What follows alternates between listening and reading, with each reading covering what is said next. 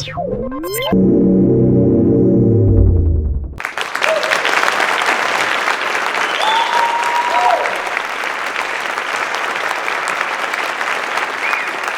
evening, everyone. Thanks again for joining us for the great men's chorus video. We hope you've enjoyed it to this point. But tonight we have a special treat. As you may remember on one of the videos, you heard tales of the fabled Craig Housem hide-a-bed incident. Craig Housem was my roommate, and the last stop before we came back to Bowling Green was North Canton. So Craig and I were sleeping in this pull-out couch, and I think I did fall asleep. I didn't realize that the young lady of the family joined us. I think her fingers did the walking, and that was... Well, tonight, here, live, we are so pleased to bring you not only the Craig Housem rebuttal, real time, but here in the studio, we have an audience of men's chorus members that are here to witness it with you live. So please welcome tonight various men's chorus members here live in our studio.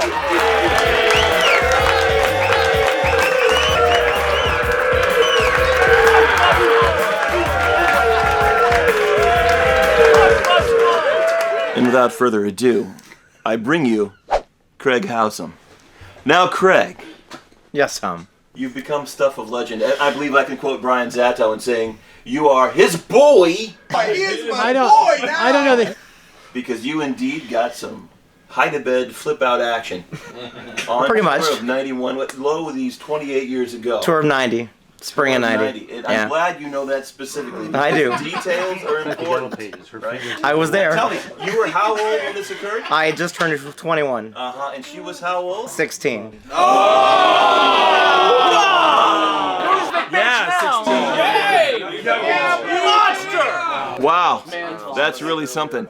So, as we hear the story, there was a hide-a-bed, and you were on one side. Yeah. Brother Scott Kelly was on another. Yeah. And then there was a squeezing action as you came together, and the host girl, what was her name, by the way? You can make it up.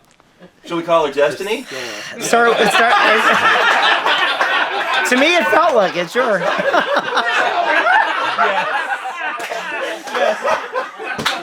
I was not a virgin at the time. Bullshit! Bullshit! Bullshit! Bullshit! Bullshit! Bullshit! Bullshit! So, Craig, tell us in your own words. We know the Scott Kelly version, but since he was only one of 3 people that was there that night, on the bed, tell us the story in your own words. Well, we were in North Canton, and I wasn't attached at the time. She actually had a boyfriend, but I didn't care. So we got friendly and started to talk throughout the night, and Scott fell asleep, and we got friendlier and friendlier as the night went on. I see, but the thing here is that Scott wasn't asleep. And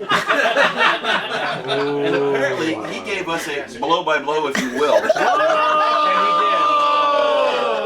Tell us how that went, if you would be so kind. Home run. Close to a home Yeah, run. close to a home run. So are we talking, was it a... The home run happened later.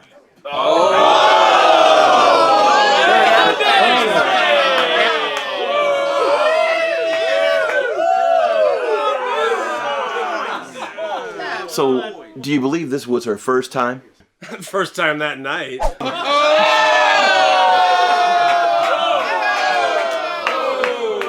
So, Craig, how do you respond to Scott Kelly that put all of this dirty laundry right out there in the very limited release film Critterfest 3 back in 2015?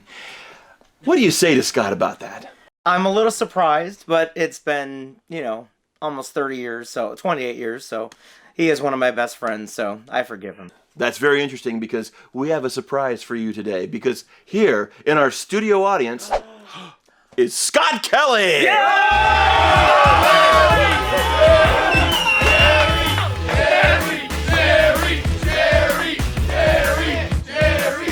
It's pretty well established that in the state of Ohio, the legal age of consent is 16 years old.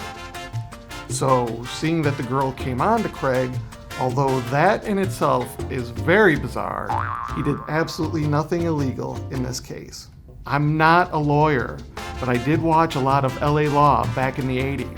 Based on my experience watching that show, I know exactly 2 things about the law: jack and shit. Unfortunately for the rest of the men's chorus, Ohio's age of consent law only applies to heterosexual sexual encounters. To be honest, I haven't seen Craig probably in 14 or 15 years. He did get a hand job. It was awkward. She probably didn't know much more than what she was doing than he knew what he was getting. Let's start getting down to some shit. I never got a hand job. Yeah! Yeah! Ever! Preach it!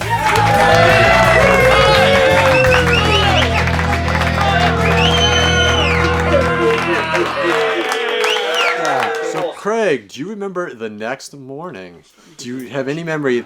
I remember the scrambled eggs with the eggshells in them. It's a very sucky breakfast. It was. But I didn't care. I had a great night, so I didn't care.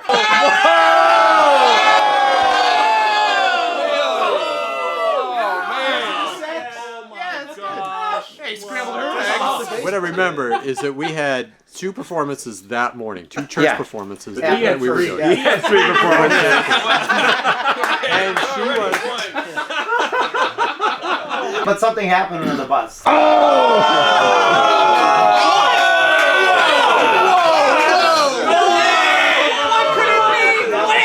What happened on the bus? Well, so we get back on the bus after the concerts, and all the guys see her standing there, and all of a sudden I hear guys talking about what did Craig do, and they're in disbelief, and all of a sudden RD makes an announcement on the bus that I had a fling with a girl that's standing right outside the bus. And he's like, Craig Housem? No way! Oh, that hurt. Oh, you are RD's bitch. The next fall tour, my last fall tour, we somehow ended up back in North Canton, and it never occurred to me that we had been there in the spring.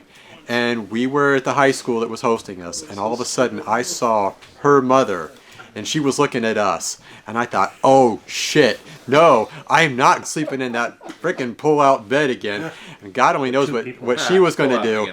So I went to the men's chorus person that was doing the room assignments, and I said, whatever you do, do not put us with her. From my personal experience and what I know about Craig Housem, there's no fucking way that ever happened. No way. The dude was a big fucking dork. There's no way any of that ever happened. And so, children, to wrap up our story today, let's ask Craig, how did this all end? What else happened before destiny went her own way? First of all, I felt it was a dream for me and a dream for her come true. A wet dream? So she told me she was going to break up with her boyfriend. So about a month later, after we get back from the tour, we started dating. We got together, literally. Got together? Yeah. So we dated for a while, and I gave him my class ring. Mm-hmm. Except a little while after that, about 2 months, everything came crashing down because she told me she was still with her boyfriend from high school. That is unfortunate. Jerry!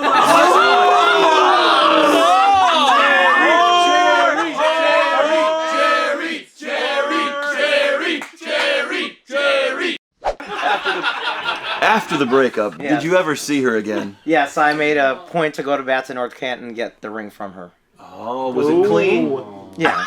Excellent. I think that just about wraps up the clarification story. I'd like to thank Craig Housem for coming on tonight and setting the record straight. Not everybody knew the details until now. And of course, our special guest, Scott Kelly, for bringing not only verbal but photographic proof of the event. I don't think you showed the picture. We gotta have proof. I'm Herbie Versmells, coming to you live from Rebuttal Central.